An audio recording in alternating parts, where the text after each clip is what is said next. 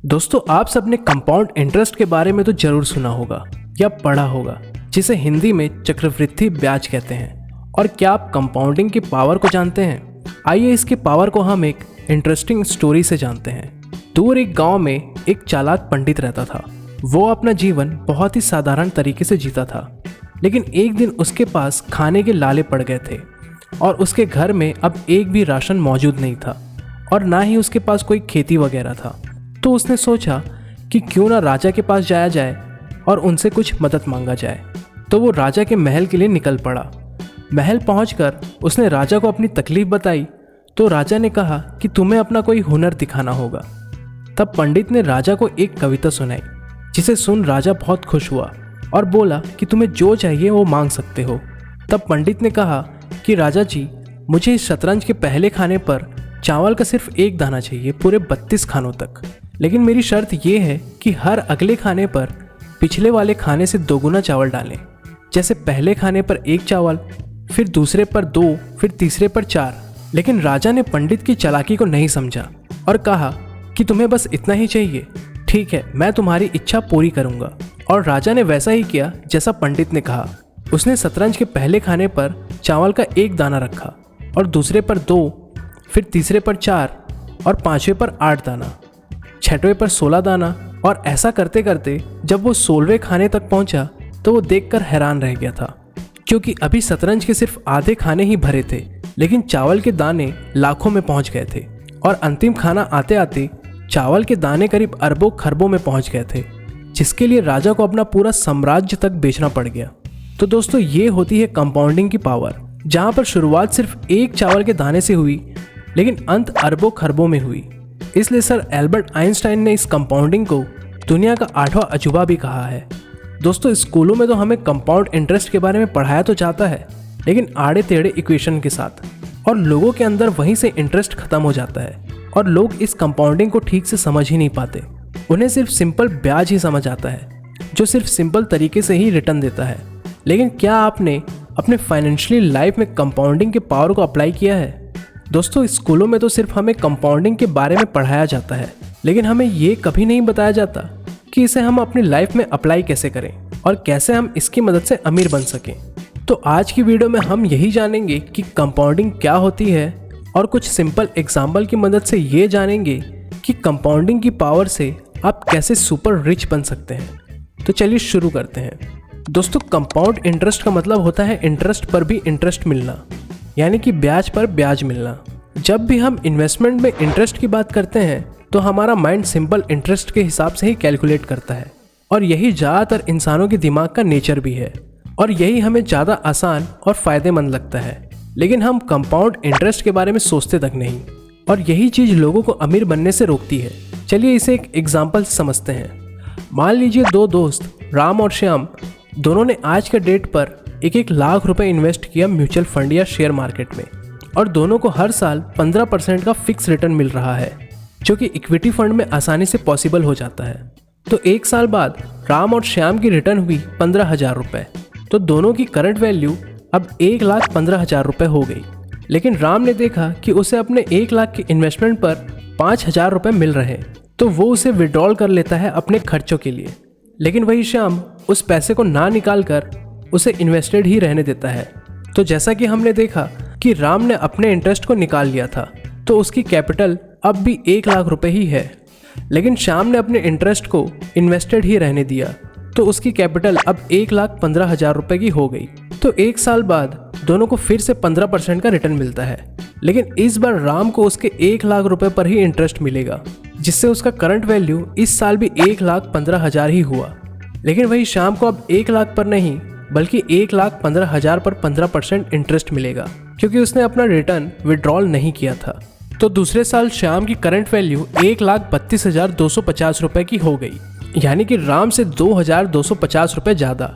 लेकिन ये बात सुनकर राम श्याम पर हंसता है और बोलता है कि बस 2,000 रुपये ज़्यादा कमाया और अपने लिए कुछ लिया भी नहीं, पर मैंने अपने लिए एक स्मार्टफोन ले लिया। तो अगले साल राम फिर से अपने रिटर्न को विड्रॉल कर लेता है, क्योंकि उसे कंपाउंडिंग के पावर की अभी समझ नहीं। तो 2 साल बाद फिर से दोनों को 15% का रिटर्न मिलता है। तो राम को इस साल भी 15,000 रुपये ही मिलेंगे, क्योंकि वो फिर से अपना इंटरेस्ट निकाल लिया और उसकी वैल्यू अब भी 1,15,000 की ही हुई।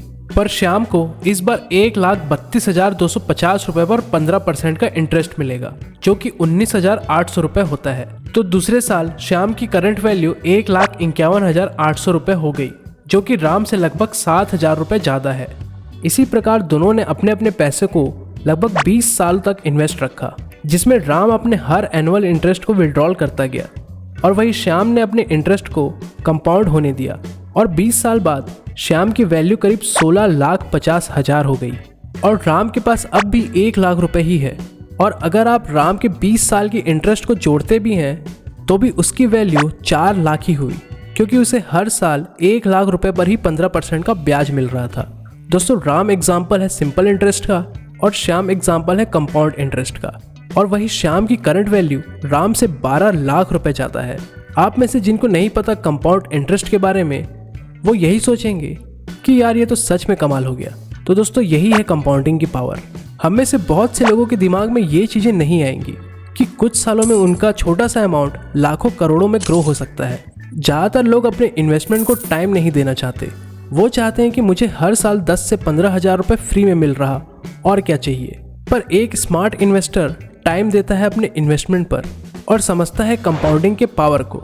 दोस्तों, मान लो अगर आपने 7,00,000 रुपए वन टाइम इन्वेस्ट किया, जो कि हर साल 15% के रेट से ग्रो हो रहा है, तो पहले साल तो आपको 1,05,000 रुपए ही इंटरेस्ट मिलेगा, लेकिन 18 साल बाद आपका यही अमाउंट 1 करोड़ का हो जाएगा और दूसरा करोड़ कमाने के लिए आपको सिर्फ 5 साल और लगेंगे और तीसरा करोड़ कमाने के लिए सिर्फ 2.5 साल और चौथे करोड़ के लिए 1.5 साल से भी कम समय लगेगा।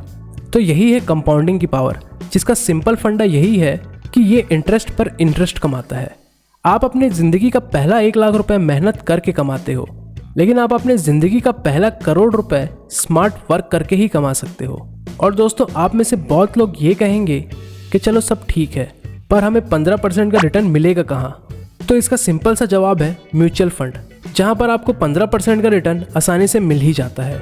और अगर आप स्टॉक मार्केट के बारे में थोड़ी बहुत जानकारी रखते हो और आपको वैल्यू स्टॉक पिक करने आती है, तो आप शेयर मार्केट में इन्वेस्ट कर सकते हो, जहां पर आपको 15% से भी ज़्यादा रिटर्न मिल सकता है।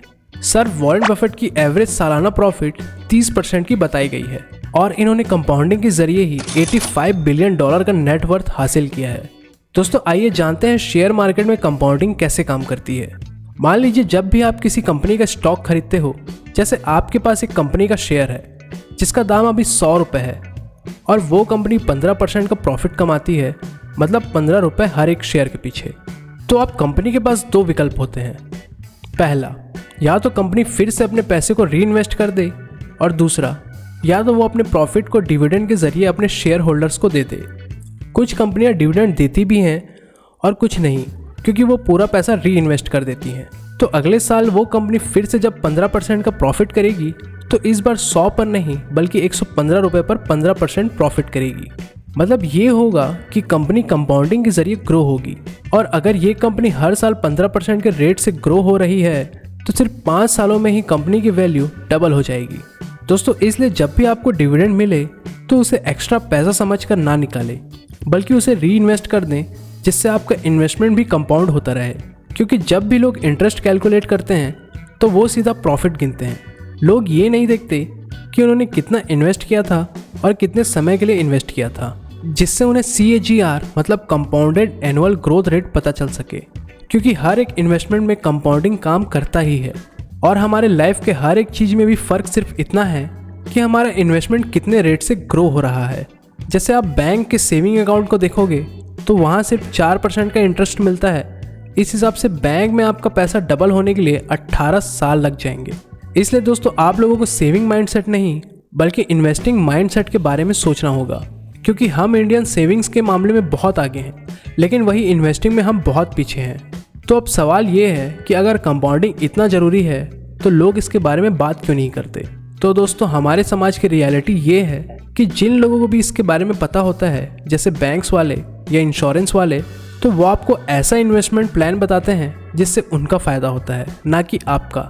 क्योंकि पब्लिक को समझ आ गया कि हमें 15% का रिटर्न भी कहीं मिल सकता है, वो भी बिना किसी को कमीशन दिए, तो ये सारे रोड पर आ जाएंगे। तो दोस्तों आज के लिए बस इतना ही, और वीडियो अच्छी लगी हो तो लाइक और शेयर जरूर करें, और चैनल पर नए हो तो सब्सक्राइब जरूर करें। धन्यवाद।